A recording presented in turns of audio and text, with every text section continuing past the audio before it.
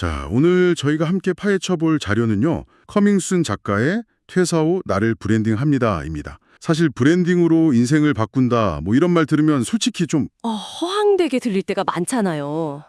맞아요. 약간 뜬구름 잡는 소리 같고 그렇죠. 그런데 이 책은 정말 평범했던 30대 직장인이 어떻게 자기 자신을 브랜드로 만들었는지 그 구체적인 과정을 담고 있어서 되게 현실적으로 와닿더라고요. 네, 이 책이 되게 재미있는 게 브랜딩을 그냥 나를 알리는 기술 정도로 보는 게 아니더라고요. 그럼 뭐라고 정의하나요? 오히려 나의 가치를 제대로 정의하고 그 가치를 필요로 하는 사람들과 깊은 관계를 맺는 과정에 가깝다고 봐요. 관계를 맺는 과정이라. 그래서 오늘 저희 목표는 아주 명확합니다. 퍼스널 브랜딩이라는 단어를 둘러싼 막연한 환상이나 오해 이런 것들을 싹 걷어내고요. 네네. 구독자 수나 조회수 같은 그런 숫자를 넘어 진짜 나라는 사람 그 자체를 단단한 브랜드로 만드는 실질적인 방법론을 당신의 것으로 만들어드리는 거죠. 좋습니다. 그럼 그 여정의 첫걸음부터 함께 따라가 볼까요? 저자가 처음부터 막 특별했던 사람은 아니더라고요. 전혀 아니죠. 딱 30살 정말 평범한 회사원이었고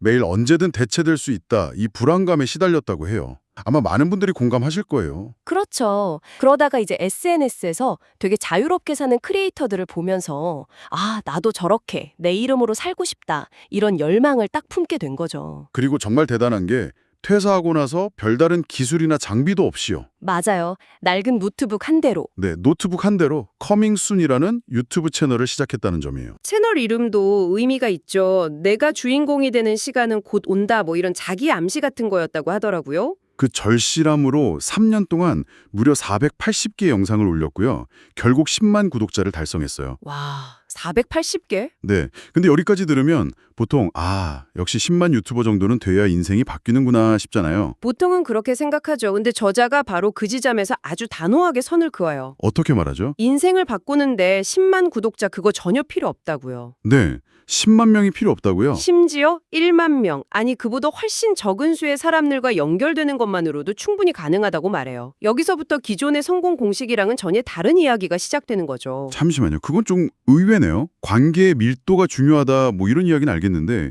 현실적으로 이게 가능한가요? 당장 수익이 급한 1인 기업가 입장에서는 눈앞의 조회수나 구독자 수 이거 무시하기 정말 어려울 텐데요. 아주 좋은 질문이에요. 바로 그게 이 책에서 말하는 숫자의 함정의 핵심이거든요. 숫자의 함정이요? 네, 예전에는 구독자 수가 곧 영향력이고 수익으로 바로 연결된다고 믿었죠. 그쵸? 하지만 지금은 상황이 완전히 달라졌어요. 유튜브든 인스타그램이든 알고리즘이 급도로 개인화되었잖아요. 맞아요. 내가 구독한 채널 영상이라고 무조건 보여주지는 않더라고요. 바로 그거예요. 오히려 내 취향에 맞는 다른 채널 영상을 더 많이 추천해주죠. 그러니까 10만 명이 나를 구독하고 있어도 내 콘텐츠가 그 10만 명에게 다 전달된다는 보장이 전혀 없다는 거군요. 정확해요. 그냥 숫자만 쌓여있는 약간 유령 구독자일 수도 있는 거죠. 그래서 이제 중요한 건 허울뿐인 숫자가 아니라 진짜 관계의 밀도가 되는 거예요. 관계 밀도? 네. 어쩌다 한 번 스쳐 지나가는 10만 명이 아니라 내 경험과 생각에 깊이 공감하고 진심으로 나를 신뢰하는 소수의 진짜 팬을 만드는 것. 그게 새로운 시대의 브랜딩 목표가 되어야 한다는 거죠. 그렇다면 콘텐츠를 만드는 목적 자체를 완전히 리셋해야겠네요. 그렇죠. 어떻게 하면 더 많은 사람이 보게 할까? 이게 아니라 어떻게 하면 내게 꼭 필요한 그 한 사람과 연결될까? 이렇게 질문을 바꿔야 하는 거군요. 바로 그거예요. 목적이 조회수 늘리기에서 내가 제안하는 라이프스타일에 공감하고 그 여정을 함께할 동료를 찾는 것으로 바뀌어야 해요. 패러다임의 전환이네요. 네, 숫자를 쫓는 게임에서 의미 있는 관계를 쌓는 여정으로요. 관계의 밀도. 정말 와닿는 키워드네요. 그럼 그 관계라는 바퀴를 굴리려면 결국 가치를 줘야 할 텐데 이 책에서는 그 가치를 증명하는 아주 명쾌한 공식을 제시하더라고요. 네, 바로 Q2 공식이죠. 저도 이 부분이 굉장히 인상 깊었어요. 복잡한 브랜딩 전략을 아주 단순하고 명확하게 정리해주거든요. 나의 가치는 실력, 큐어리티 곱하기 나를 필요로 하는 사람의 수, 퀀티티. 맞습니다. 이걸 Q2 공식이라고 부르는데 여기서 저자의 관점이 진짜 재밌어요. 대부분의 사람들은 자기 실력을 90점에서 91점으로 막 1점 올리려고 인생의 에너지를 다 쏟아붓잖아요. 그렇죠. 막 밤새우고 스트레스 받고 소위 전문가가 되어야 한다는 강박에 시달리죠. 맞아요. 그런데 저자는 그 1점을 올리는 노력보다 지금 내가 가진 90점짜리 실력을 절실하게 필요로 하는 사람들을 10명, 100명으로 늘리는 게 훨씬 더 효과적이고 빠르다고 말해요. 이게 핵심이에요. 실력이라는 바퀴에만 힘을 줄 게 아니라 관계라는 바퀴도 똑같이, 아니 어쩌면 더 세게 굴려야 한다는 뜻이죠. 아, 저 예전에 비슷한 경험이 있어요. 어떤 프로그램 사용법 글을 올렸는데 전문가 수준의 깊이 있는 분석글보다 초보자들이 흔히 겪는 아주 사소한 문제 하나를 해결해 준 글에 반응이 폭발적이더라고요. 오, 완벽한 예시네요. 제 50점짜리 실력이 누군가에게는 100점짜리 해결책이었던 거죠. 이게 바로 큐투 공식을 체감한 순간이었어요. 네, 결국 퍼스널 브랜딩은 나를 필요로 하는 사람들에게 내 경험과 지식을 컨텐츠로 꾸준히 공유하고 그들의 문제를 해결해주면서 신뢰를 쌓는 활동이에요. 그 신뢰가 쌓이면 가치가 되고 가치는 수익이 되고요. 그렇죠. 그 선순환 구조를 만드는 거죠. 책에 나온 컨설팅 수강생 사례도 이 공식을 아주 잘 보여주잖아요. 아, 그 PPT 디자인 실력 키우고 싶었던 분이요. 네, 보통 사람 같았으면 혼자 막 학원 다니고 연습해서 실력을 완벽하게 만든 다음에 짜잔! 하고 나타나려고 했을 거예요. 그렇죠. 하지만 그분은 정반대의 방법을 썼죠. 자신이 PPT를 배우고 성장하는 그 과정 자체를 전부 컨텐츠로 공유했어요. 아, 과정을요? 네, 오늘은 이 기능을 배웠는데 너무 신기해요. 이런 실수를 했는데 다음부턴 조심해야겠어요. 하는 식으로요. 재밌네요. 그러자 나도 저 사람처럼 PPT 잘하고 싶다고 생각하는, 즉 자신의 현재 실력을 필요로 하는 사람들이 모이기 시작한 거죠. 결과는 놀라웠죠. 그렇게 팬을 모으면서 실력을 키우다 보니까 나중에는 외주 단가가 2배 이상 뛰었다고 해요. 실력 향상, 즉 퀄리티와 관계 확장, 퀀티티를 동시에 이뤄내면서 가치를 폭발적으로 성장시킨 거예요. 큐 제곱 공식의 아주 교과서적인 사례라고 할 수 있겠네요. 그런데 여기서 한 가지 생각해 볼 지점이 있어요. 나를 필요로 하는 사람을 늘리는 데만 너무 집중하다 보면 자칫 내 실력, 퀄리티를 키우는 걸 소홀히 할 수도 있지 않을까요? 오, 그럴 수 있겠네요. 계속 50점짜리 해결책만 제공하다 보면 더 높은 수준을 원하는 팬들은 떠나갈 수도 있겠어요. 그래서 중요한 건 균형이에요.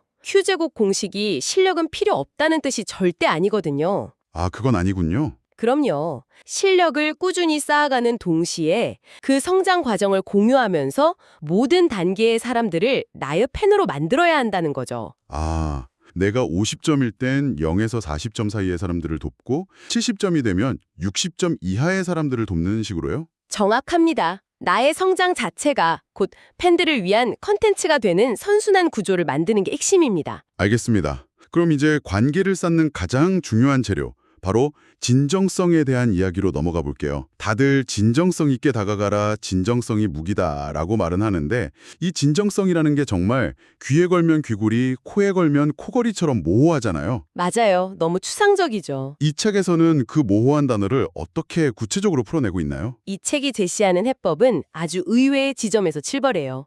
바로 나의 빛나는 성공이 아니라 나의 부끄러운 결핍에 집중할 때 진짜 진정성이 나온다는 거예요. 결핍이요?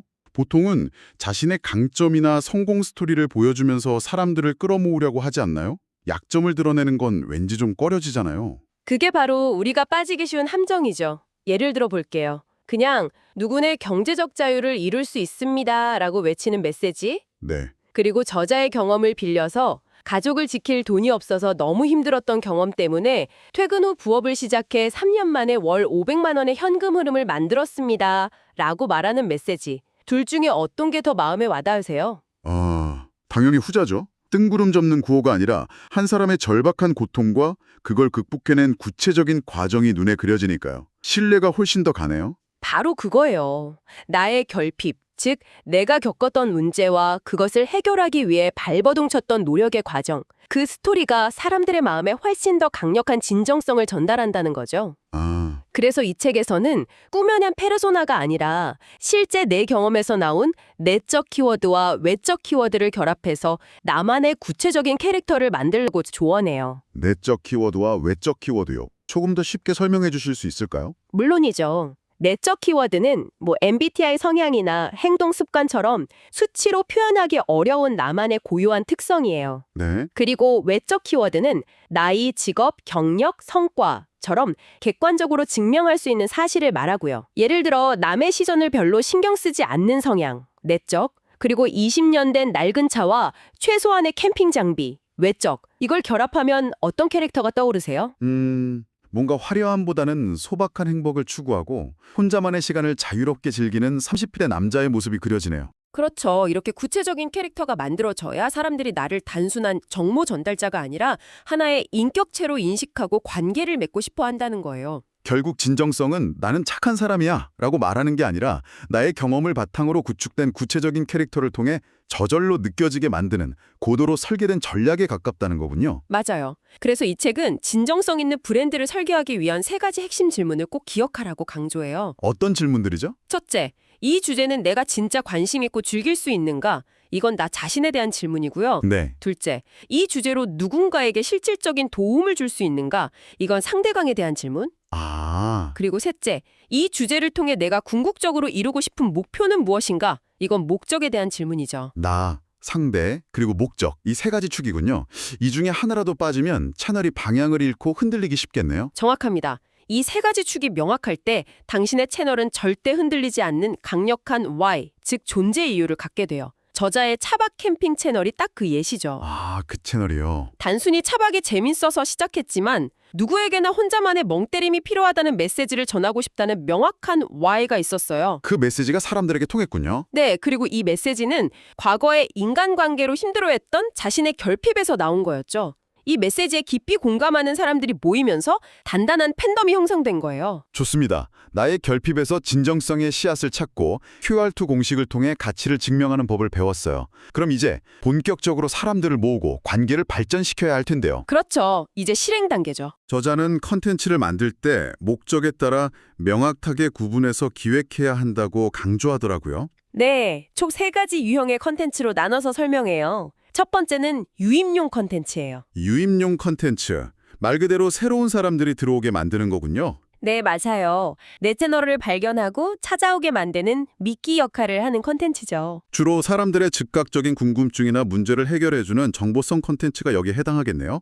퇴사 준비할 때 절대 후회하는 3가지. 나 초보자도 쉽게 따라하는 PPT 템플릿 같은 주제처럼요. 그렇죠. 일단 사람들의 발길을 멈추게 해야 하니까요. 그렇게 유입된 사람들과의 관계를 더 깊게 만드는 게 2번째, 밀도용 컨텐츠의 역할이에요. 아, 밀도용. 여기서는 단순한 정보 전달을 넘어서 나의 생각, 가치관, 즉 라이프 스타일을 공유하면서 유대감을 형성하는 게 중요하겠네요. 맞아요. 브이로그나 에세이, 인터뷰 같은 형태가 될 수 있겠죠. 유입용 콘텐츠를 보고 온 사람들이 이 사람 정보만 주는 게 아니라 생각도 깊네, 나랑 비슷한 점이 많네 라고 느끼게 만드는 단계죠. 네네. 그리고 마지막 3번째가 제안용 콘텐츠예요. 충분한 신뢰관계가 형성된 사람들에게 나의 상품이나 서비스를 자연스럽게 제안하는 콘텐츠입니다. 이 3가지를 어떤 비율로 배분하는지가 정말 중요할 것 같아요. 제안용 컨텐츠만 너무 많으면 사람들이 그냥 광고 채널이라고 생각하고 떠나버릴 거고. 맞아요. 그렇다고 유입용 콘텐츠만 만들다 보면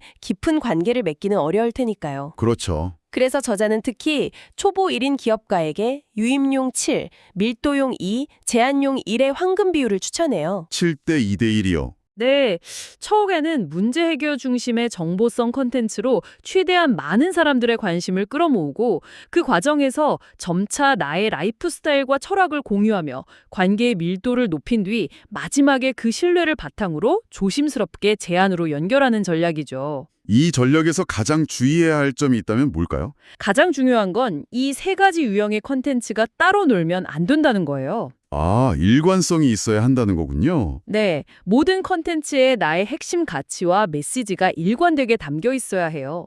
예를 들어 운동 정보를 알려주는 유튜버가 있다고 해보죠. 네. 스쿼트 100개 챌린지 같은 유입용 콘텐츠를 보여주면서도 단순히 운동법만 가르치는 게 아니라 과거에 무기력증이 심했는데 운동을 통해 극복했다는 자신의 밀도용 스토리를 녹여내는 거예요. 아하, 하우투 정보에 나의 Y를 계속해서 녹여내야 한다는 거군요. 바로 그겁니다.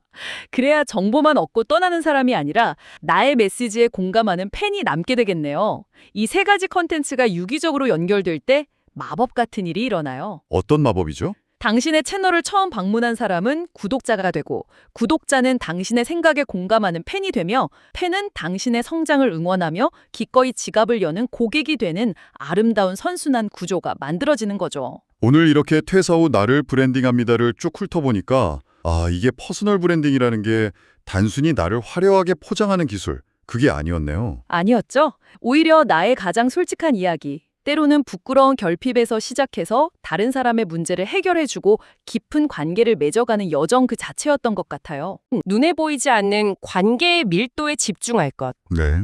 둘째, 막연히 실력을 90점에서 91점으로 올리기보다 지금의 내 실력을 필요로 하는 사람을 적극적으로 찾아 나설 것. 그리고 마지막으로 나의 진솔한 Y가 담긴 메시지를 다양한 유형의 컨텐츠에 일관되게 담아낼 것. 네. 그리고 이 모든 과정이 결국 플랫폼의 알고리즘에 내 수입을 의존하는 수동적인 삶에서 나만의 상품과 서비스로 가치를 창출하는 능동적인 삶으로 나아가는 길이라는 점이 가장 인상 깊었어요. 그렇죠. 삶의 주도권을 되찾는 과정인 셈이죠. 네. 오늘의 분석을 마무리하면서 이 대화를 듣고 계신 당신에게 이런 질문을 하나 던져보고 싶어요. 어떤 질문인가요? 당신이 지금까지 너무나 당연하게 여겼거나 혹은 남들에게 말하기 부끄러운 약점이라고 생각했던 경험 속에 혹시 다른 누군가에게는 절실하게 필요한 해결책이나 위로가 숨어 있지는 않을까요? 그 경험 어떻게 세상과 공유하시겠어요?